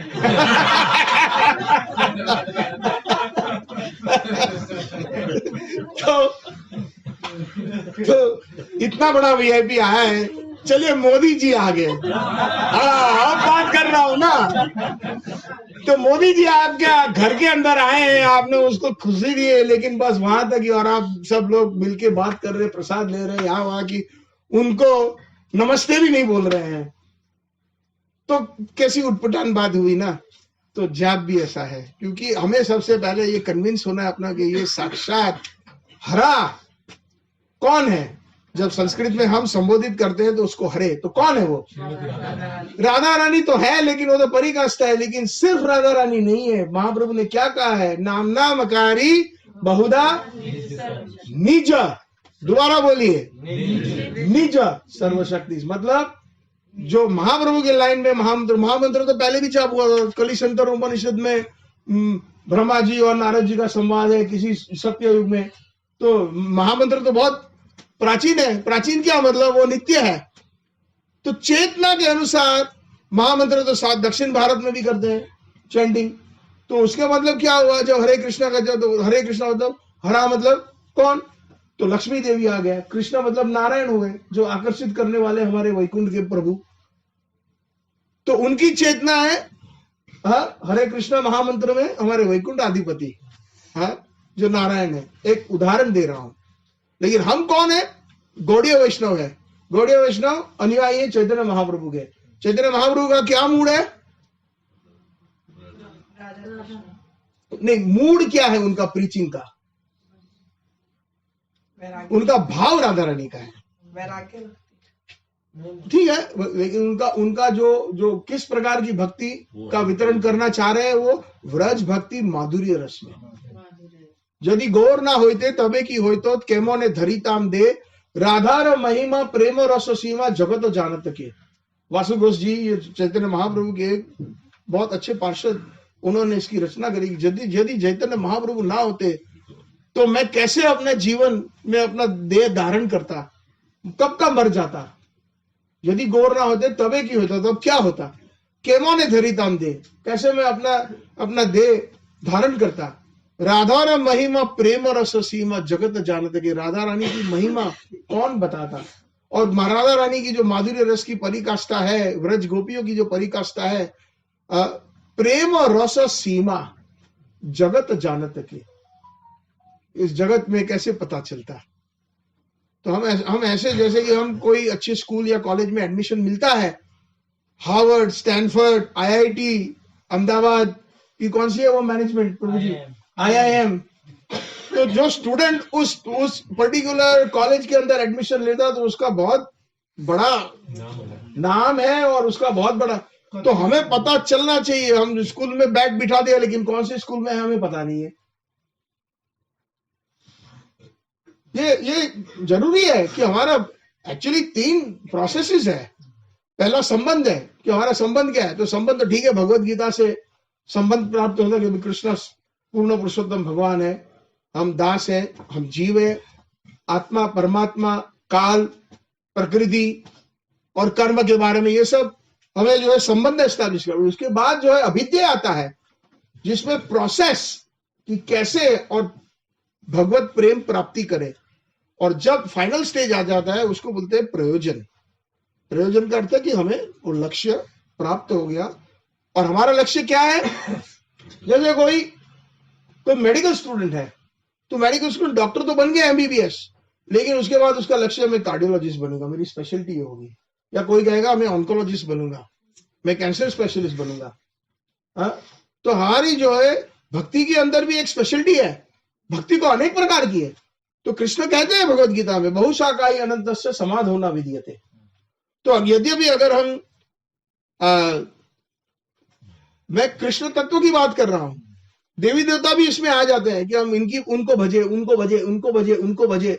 सब जगह पर अगर हम जाएं तो फिर समाधोना विद्यते। तो हमें कहीं भी परफेक्शन नहीं मिला। मैं कहूँ कि भाई मैं कॉमर्स भी कर लूँ, उसमें भी डिग्री ले लूँ, आर्ट्स में भी ले लूँ, साइंस में भी ले लूँ, साइंस में भी आईटी की डिग्री ले लूँ, फलान ले लूँ, तो कहीं भी जो है एक्सपर्टीज नहीं मिलेगी। तो हमारा इतना बड़ा सौभाग्य है, प्रभुपाद जी ने हमें जो चैतन्य महाप्रभु का जो आंदोलन, जो हमें जो भगवत प्रेम, कौन सी स्पेशलिटी में वैष्णव जो स्पेशलिटी है, तो बहुत बड़ा कमरा है, जैसे यह बहुत बड़ा है, इसके अंदर बहुत प्रकार के वैष्णव है, बहुत प्रकार के भाव है। तो हमारा भाव क्या परिपक्व, जो कम से कम हमें गोल मानो, अभी तो हुआ नहीं है, शायद कई जन्म भी लग जाए, लेकिन कम से कम हमें पता होना चाहिए कि भाई हम इस स्कूल में है, आईआईएम में है, तो हम मैनेजमेंट करके निकलेंगे। तो अगर हम इस्कॉन के अंदर है, गौड़ीय वैष्णव के अंदर है, तो हमारा अल्टीमेट गोल क्या है? तो अल्टीमेट गोल यह है कि हम राधा दास्यम की प्राप्ति करें, जो भाव जो महाप्रभु ने प्रकट किया था महामंत्र जाप करके। इसी को कृष्ण कॉन्शियसनेस कहते हैं। जब महामंत्र का जाप करते हैं तो हरा का अर्थ यह हुआ निज सर्वशक्ति, इसका अर्थ हुआ सारी अंतरंग शक्ति या नंद नंदन की, क्योंकि चैतन्य महाप्रभु नंद नंदन कृष्ण है। अब आप समझे ना, व्रज के कृष्ण है। चेतना वो है जब हम कृष्ण बोलते हैं, जब उनको बोलते हैं। हाँ, तो कृष्ण जब उच्चारण करते हैं तो हमारी चेतना, हमारी स्पेशलिटी है व्रज भाव में नंद नंदन कृष्ण का स्मरण करते हैं। और जब हरा बोलते हैं या हरे बोलते हैं तो उसमें निज सर्वशक्ति, मतलब जितने भी नंद महाराज के पुत्र किशोर है, किशोर कृष्ण या कृष्ण की जो शक्तियां हैं वो कौन है? माधुर्य रस में सारी गोपियां हैं, सारी मंजरियां हैं, और सबसे टॉप में राधा रानी है। तो हरा शब्द में सारी मंजरियां, उसका मतलब ये भी है कि हमारे प्रभुपाद जी भी है, हमारे भक्ति सिद्धांत सरस्वती ठाकुर भी है, हमारे पूरे आचार्य वर्ग है जो आरोह पंथ में राधा रानी के चरणारविंद में सेवा जो है जो करते हैं। तो ये थोड़ा गुह्य अर्थ था आज। ये जीव गोस्वामी पाद अपने महामंत्र दीपिका में बहुत अच्छे अच्छे अर्थ समझाते हैं, बहुत रसिक अर्थ महामंत्र के। तो ये जाप जो है ना बहुत जरूरी है, अच्छा जाप। और किसी श्लोक, किसी लीला का स्मरण करे, और यद्यपि अगर वो भी ना हो तो कृष्ण बुक खोल के बैठ जाइए और जाप करते करते पढ़िए, वो भी गलत नहीं है। एकांत तो लगेगा मन जब आप पढ़ोगे। आप देखिए भक्ति सिद्धांत प्रभुपाद की पिक्चर देखिए, जाप करते करते शास्त्र पढ़ रहे हैं। हाँ जी, देखना, एक पिक्चर है, आप गूगल कर लो इमेजेस, भक्ति सिद्धांत सरस्वती ठाकुर, बहुत सारे इमेजेस आएंगे। तो एक में ऐसे बैठे हैं, जाप करके शास्त्र पढ़ रहे हैं। तो ऑफ कोर्स जिसको जो सूट हो करो, लेकिन मैं कुछ कुछ उपाय बताता हूं जिससे मन ना भटके। तो भक्ति विनोद ठाकुर जी फिर जो है 7 से 7:30 बजे जो है वो वो कॉरेस्पॉन्डेंस करते थे, जैसे प्रभुपाद जी भी कॉरेस्पॉन्डेंस करते थे। हम लोग की एक आजकल की आदत ऐसी है कि हमारे पास टाइम नहीं है। हम देखते हैं कि कभी किसी को संदेश भेज दिया व्हाट्सएप पे, कोई एक्नॉलेज भी नहीं करता है। भाई हाथ जोड़ने का एक वो क्या बोलते हैं आइकॉन है ना, वो भी दबाने में उनके बहुत कष्ट होता है। कोई हमें याद कर रहा है, दर्शन भेज रहा है, या कोई अच्छी कोई चीज कृष्ण भक्ति वाली बता रहा है, भेज रहा है, तो कम से कम उसको एक्नॉलेज, आप कम से कम आपको याद तो किया उसने। ये एक विवेक है। तो प्रभुपाद जी कॉरेस्पॉन्डेंस की बात चल रही है अभी, तो प्रभुपाद जी वर्ल्ड में जहां पर भी बैठते थे, वृंदावन में आप चले जाइए तो प्रभुपाद जी के कमरे में प्रभुपाद जी के सामने रोज एक लेटर होता है। आपने कभी देखा है? जाना नेक्स्ट टाइम, प्रभुपाद जी के कमरे में प्रभुपाद जी के सामने एक रोज लेटर जिस तारीख का होता है उस तारीख का ढूंढ के भक्त लोग वहां पर प्रस्तुत करते हैं। जैसे आज क्या तारीख है? 5 तारीख है। तो अगर आप वृंदावन में देखोगे, कोई भी साल होगा, 1966 का हो सकता, 1974 का हो सकता, 1977, लेकिन 5 दिसंबर में प्रभुपाद ने कोई चिट्ठी लिखी थी। और जब मैंने ये ऑब्जर्व किया है, मैंने बहुत सारी चिट्ठियां पढ़ी है, जिसने चिट्ठी लिखी तो प्रभुपाद कहते हैं I beg to acknowledge your letter dated November 25 as an example. और प्रभुपाद जी के लेटर पे डेट लिखी थी 10 दिन के बाद। तो 10 या 12 दिन में प्रभुपाद इतने बिजी थे, हमारे से तो ज्यादा बिजी थे, उनसे तो ज्यादा बिजी तो हम नहीं है ना। और उस टाइम तो ना ईमेल था, ना व्हाट्सएप था, कुछ नहीं था। टाइप रिटर्न प्रभुपाद जी या तो डिक्टाफोन में, और कोई टाइप करता था तो पहले तो प्रभुपाद को तो अपने हाथ से लिखते थे और हर एक का जवाब देते थे। तो कॉरेस्पॉन्डेंस बहुत जरूरी है। हम लोग एक दूसरे को कैसे प्रेरित कर सकते हैं? कई बार हमें भी बहुत मतलब अपसेट हो जाते हैं कि हम कोशिश कर रहे हैं भक्तों को एनकरेज करने के लिए, उसके बाद 1 मिनट नहीं है कि हरे कृष्णा प्रभु थैंक यू। अरे वो भी मत, कम से कम वो हाथ जोड़ने वाला साइन भेज दो ना। तो कहने का मतलब है कि हम इतने बिजी हो गए हमारे जीवन में कि हमारे पास इतना एक्नॉलेज कर रहे हैं। तो वैष्णव एटिकेट कहाँ है? हम चाहते हैं कि कृष्ण प्रेम मिले, लेकिन हम एक दूसरे को प्रेम नहीं करते, हम एक दूसरे को अच्छी तरह एक्नॉलेज नहीं करते हैं। तो फिर कहाँ है वो विवेक? तो कॉरेस्पॉन्डेंस वो करते थे। और 7:30 से 9:30 2 घंटे भक्ति विनोद ठाकुर जी शास्त्र स्टडी करते थे, शास्त्रों का अध्ययन करते। और 9:30 से 10 वो स्नान करते थे अपना, और सिंपल प्रसाद खाते थे भक्ति विनोद ठाकुर जी। 10 से 1 वो कोर्ट चले जाते थे, कोर्ट की ड्यूटी। अब आप कहेंगे ना कि उनकी जॉब है, थी ना, जॉब बिल्कुल थी। 10 से 1 कोर्ट जाते थे, और फिर 1 से 2 लंच ब्रेक होता था। तो कोर्ट शायद जहां पर उनके जो बेंच था वहीं पे गवर्नमेंट उनको क्वार्टर्स देती थी, तो इसीलिए घर आते थे 1 से 2 में वो फिर घर आते थे। और वहां पर जो है अपने जो है प्रसाद ले लिया, थोड़ा सा रेस्ट कर लिया, और फिर 2 से 5 दोबारा कोर्ट चले गए और कोर्ट की ड्यूटी। तो फुल टाइम जॉब थी उनकी। और 5 से 7 संस्कृत और बंगाली में अनुवाद करते थे शास्त्रों का।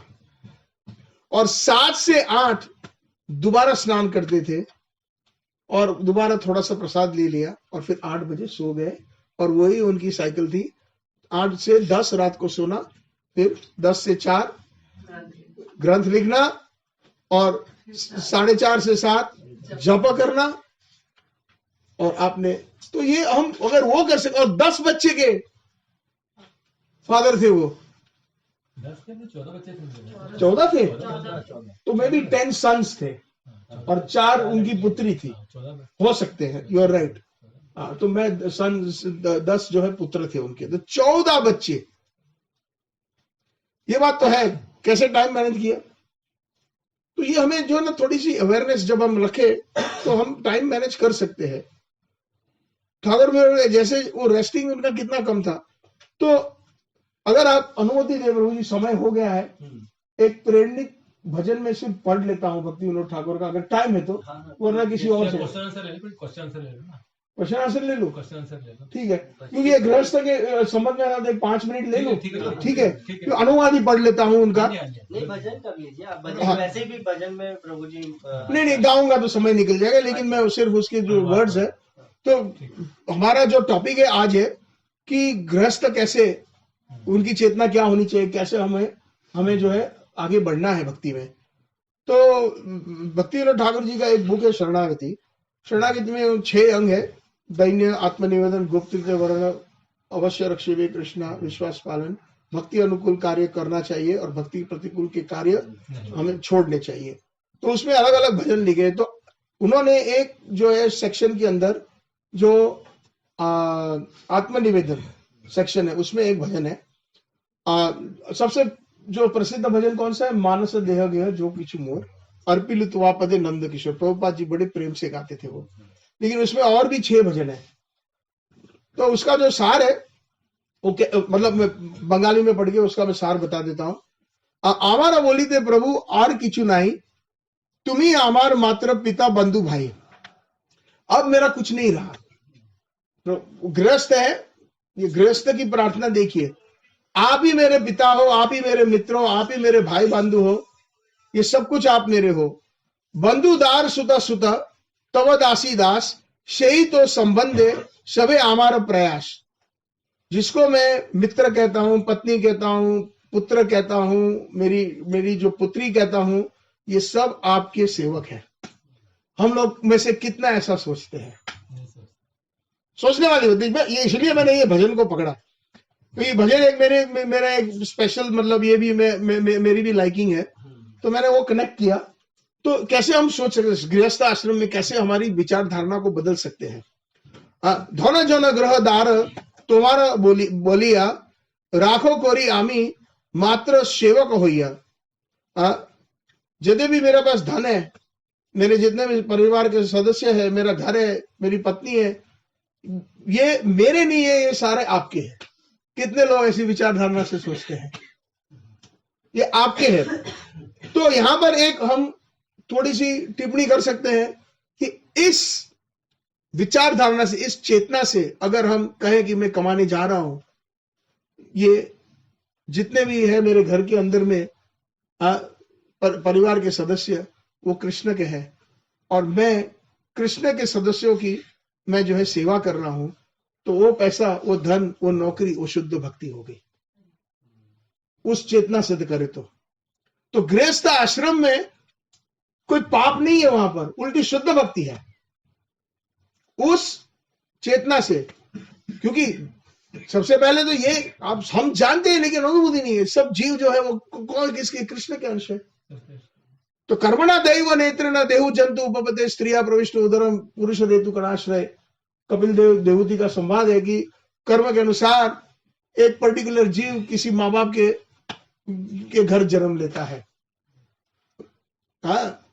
कर्म के अनुसार तो किसी माँ बाप को, तो इस जन्म में ये माँ बाप मिले, पिछले जन्म में कौन से माँ बाप थे, अगले वाले जन्म में कौन से माँ बाप, किसको पता है ना? तो लेकिन जिस माँ बाप के घर जो वैष्णव है, वो सोचता है कि ये कृष्ण के अंश है और मेरे घर आए हैं, जैसे कोई गेस्ट आता है तो हम उसका कितना अच्छा ख्याल रखते हैं। तो जैसे ये भी अगर हम सोचे, भक्ति विनोद ठाकुर जी भी, भक्ति सिद्धांत प्रभुपाद जब उन्होंने जो आम खाया तो बोलते कि मैं तुम्हारा पिता हूं, मैं तुम्हें धमकाऊंगा, ये ठाकुर जी को अर्पण किए बिना तुमने क्यों खाया, और ये मेरी ड्यूटी है, ये मेरी ड्यूटी है, क्योंकि कृष्ण ने भेजा है तुमको मेरे पास, तो मेरी ड्यूटी है कि तुम जो भी करो सब सही करो। ठीक है ना? तो इस चेतना से अगर हम हमारे बच्चे को एक चपेट भी लगाए तो भी वो भक्ति हुई। लेकिन वो चेतना होनी चाहिए, वो चेतना नहीं, ये कृष्ण के है, कुछ समय के लिए मेरे पास आए हैं, ये परिवार आया है, तो उसका वो है सबसे बेस्ट जो है ख्याल रखना है। तो वो शुद्ध भक्ति हो। फिर पैसे कमाइए या गाड़ी बंगला रखिए, कहने का मतलब यह है। तुम्हारा कार्य तारे ऊपर जीव धन, तुम्हारा सर्वर व्यवहार कोरी वो वाहन। आपकी सेवा के लिए मैं पैसे कमाऊंगा। गृहस्थ की ऐसी प्रार्थना और चेतना होनी चाहिए। क्या कहते हैं? तुम्हार कार्य तोरे, मतलब जो फैमिली को संभालना है वो किसका कार्य है?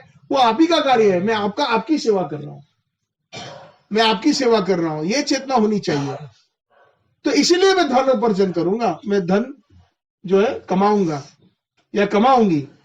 तुम्हारा संसार है वे कोरी वो वहां, भालो मंद नहीं जानी, मैं ये जानता नहीं है कि क्या अच्छा है क्या बुरा है। सेवा मात्र कोरी, मैं अपने परिवार की इस चेतना से सेवा करूंगा या करूंगी कि ये कृष्ण की संपत्ति है। तुम्हारा संसार है आमी विषय प्रहरी, मैं मात्र एक वॉचमैन की तरह जो है, एक गार्ड की तरह जो है, मैं आपकी संपत्ति आपकी प्रॉपर्टी का मैं ख्याल रखूंगा, है ना। हम लोग जब नया घर लेते हैं पंडित जी को बुलाते हैं गृह प्रवेश, बड़ी बड़ी पूजाएं करते हैं, लेकिन गृह प्रवेश का अर्थ क्या है? हमारा गृह प्रवेश नहीं, ठाकुर जी का गृह प्रवेश। ये ठाकुर जी आपका घर है। ये पंडित आता है, ब्राह्मण आता है तो बीच में कुंभ रखता है, नारियल रखता है, वो कौन है? वो कृष्ण है, वो विष्णु है। जब 5 सुपारी रखता है आगे पीछे, वो कौन है? देवी देवता है। सबको बुलाते हैं। सबसे पहले नैवेद्य किसको लगता है? वो कुंभ को लगता है, जो विष्णु है, जो नारायण है। और फिर वो नैवेद्य जो प्रसाद के रूप में देवी देवताओं को लगता है। सबसे पहली जो आरती होती है किसकी होती है? कुंभ की होती है। तो गृह प्रवेश का अर्थ ये हुआ कि ठाकुर जी ये आपका घर है। ये चेतना, गृहस्थ के बारे में बात कर रहे हैं ना। सन्यासी को घर की आवश्यकता नहीं है, वानप्रस्थों की घर की आवश्यकता नहीं है। वैसे देखा जाए ये बात अलग है कि आजकल सन्यासियों के पास बहुत सारी संपत्ति और बड़े बड़े आश्रम है कई लोगों के पास है, और वानप्रस्थ सिर्फ कपड़े के हैं, बाकी 2-4 करोड़ तो इजीली उनके बैंक में मिल जाते हैं। तो कहने का मतलब है कि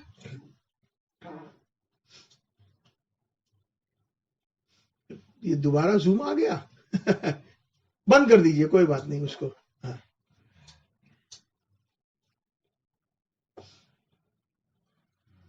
फिर कहते हैं तुम्हारा इच्छा है मोर इंद्रिय चालन, श्रवण दर्शन ग्रहण भोजन वासना।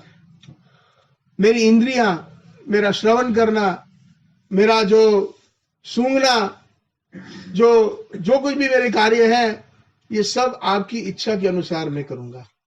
कितने लोग ऐसा सोचते हैं? तो ये भाव जब आ जाता है, और आखिर में कहते हैं कि निज सुख लागी किचु नहीं कोरी यार, भक्ति विनोद बोले तव सुख सार। मैं अपने सुख के लिए मैं कभी प्रयास नहीं करूंगा। भक्ति विनोद कहता है कि आपका जो सुख है वो मेरे लिए सब कुछ है। ये भाव है। रूप गोस्वामी बात कहते हैं अन्य अभिलाषिता शून्य, ज्ञान कर्म अनावृतम, ज्ञान कर्म आदि अनावृतम, अनुकूल कृष्ण अनुसन्नम तद भक्ति उत्तम। उत्तम भक्ति किसको है? तो नारद जी को किसी ने पूछा, और फिर रूप गोस्वामी ने उसी श्लोक का वही श्लोक उन्होंने अपनाया कि हमारे पास कोई भौतिक अभिलाषा नहीं होनी चाहिए। लगता है भौतिक जब हम अपनी फैमिली का टेक केयर करते हैं, लेकिन जब उस चेतना से करेगी ये कृष्ण की फैमिली है, तो वो भौतिक नहीं होगी वो चेतना। तो अन्य अभिलाषिता शून्य, कोई भी शून्य, ज्ञान की नहीं, कर्म की नहीं, और कोई भी, सिर्फ एक ही होनी चाहिए हमारी अभिलाषा, अनुकूल कृष्ण अनुशीलनम। कृष्ण कैसे सुखी रहे, कृष्ण को भगवान को कैसे सुख मिले। और मतलब भगवान मतलब उनके वैष्णव भी आ गए, आचार्य गण भी आ गए, उनको कैसे हम सुख दे सके, तो वो उसको उत्तम भक्ति कहते हैं। तो ये हमारे गृहस्थों के लिए भक्ति विनोद ठाकुर जी का ये कितना सुंदर उपदेश, अपने खुद की जीवन चरित्र से, उनकी लिखी हुई रचित की हुई जो भजन या कविताओं के माध्यम से कैसे हम जी सकते हैं, उसमें से अगर थोड़ी भी प्रेरणा मिल जाए, थोड़ा सा हम ट्विस्ट करें हमारे थिंकिंग, तो उससे क्या होता है कि सब कुछ जो कुछ भी करे वो भक्ति का कार्य बन जाता है। तो बहुत बहुत धन्यवाद। हरे कृष्णा, गौर प्रेमानंदे, हरि हरि। जय प्रभुपाद की जय, गुरुदेव की जय, भक्तगण की जय, गौर प्रेमानंदे, हरि हरि। हरे कृष्णा। तो प्रभु जी कह रहे थे कि किसी का कोई प्रश्न या कोई सवाल या कोई कमेंट, अगर कोई त्रुटियां हुई है, सब सीनियर बैठे हैं यहाँ पर, कुछ यस। पहले आपका नाम बताइए। मृदुल मल्होत्रा, ठीक है। हाँ जी मृदुल जी बोलिए। प्रभु जी जैसे मैंने भी क्वेश्चन पहले रिपीट कर रहा हूँ, ये क्वेश्चन दूसरी बार पर मेरे को उसका स्पेसिफिक आंसर मतलब सेटिस्फाई नहीं हुआ उस आंसर से। मैं हाँ जी। पूछना चाहता हूँ, जैसे हम आज क्लास ले रहे हैं, जी हमारी मतलब पॉजिटिव वाइब्स आ रही हैं, हमें हमारा मन शांत हो रहा है, जी हम घर जाते हैं, जी घर में मिलते हैं, बात करते हैं, जी वही टॉपिक हम रिपीट करते हैं, जो क्लास में लेके जाते हैं। जी बट एक दिन 2 दिन बाद तीसरे दिन वापस भौतिक जीवन में वही आ जाते हैं कि वही लड़ाई झगड़े, पाठ पूजा, मतलब हम नाम की पाठ पूजा, वो वाली पाठ पूजा नहीं जो होनी चाहिए। तो इससे हम क्या मतलब इम्प्रूवमेंट क्या हो इसमें, कि क्या गलतियां, क्या कुछ? इसलिए भगवान कहते हैं सतत युक्ता का भगवत गीता में हमेशा कृष्ण कॉन्शियस रहना चाहिए। ऐसी प्रवृत्ति चालू रहनी चाहिए, उठते बैठते जागते सोते हम हरिनाम कर सकते हैं, 2 मिनट भी व्यर्थ नहीं जाने चाहिए। और क्योंकि हमारे पिछले जन्म के ऐसे प्रारब्ध है वो तुरंत मिटते नहीं है।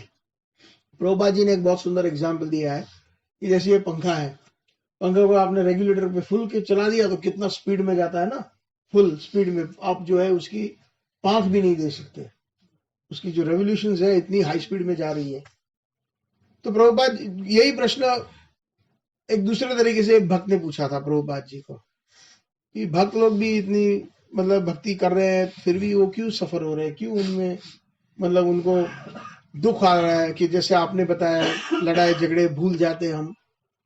तो बोलते हैं कि जब हम भक्ति शुरू करते हैं तो हमने क्या किया पता है, वो खड़े हो जाओ उन्होंने कहा प्रभुपाद जी ने, और जो पंखा फास्ट चल रहा है ना उसकी स्विच बंद कर दो। क्या करो, उसकी स्विच बंद कर दो। तो प्रभुपाद जी मुझे अभी क्या हो रहा है, तो प्रभुपाद जी अभी भी घूम रहा है लेकिन धीरे धीरे धीरे बंद हो रहा है।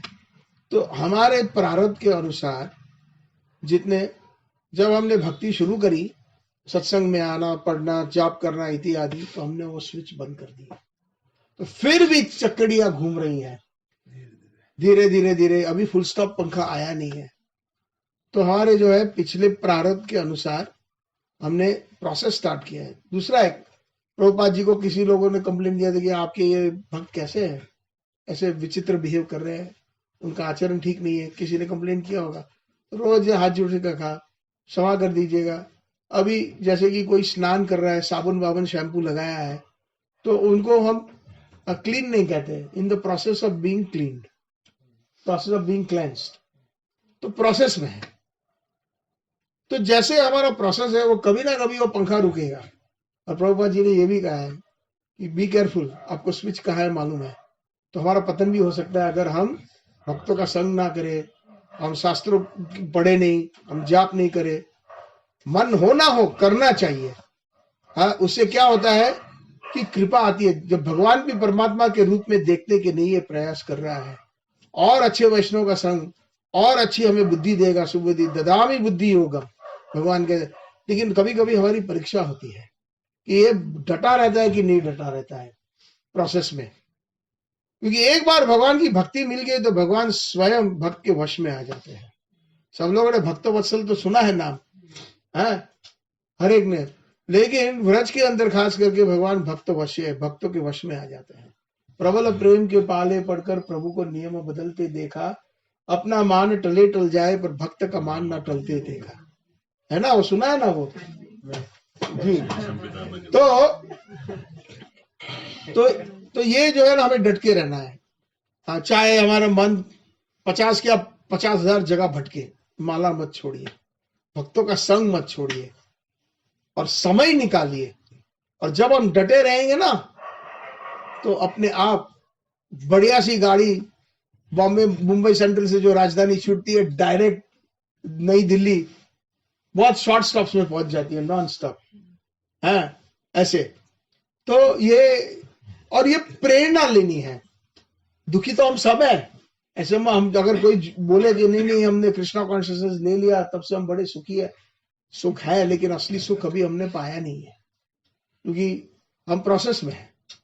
आदो श्रद्धा तथा साधु संग, साधु संग के बाद भजन क्रिया, भजन क्रिया के बाद अनर्थ निवृत्ति। तो हमारी कितने लोगों की अनर्थ निवृत्ति हो चुकी है?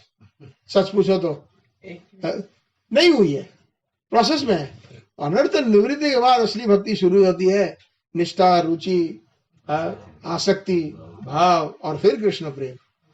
लेकिन जैसे कहते हैं धैर्य निश्चय, रूप गोस्वामी बात, तो धैर्य और जैसे कि परिवार में हमने देखा है, खास करके इंडिया में, जैसे ही शादी हो जाए, नानी दादी दादा सब लोग कहते हैं अब अच्छा एक फिर बालक हो जाए, हाँ, पीछे पड़ जाते हैं फैमिली वाले, हाँ, लेकिन कम से कम 9 महीने तो वेट करना पड़ेगा ना, मिनिमम, है कि नहीं?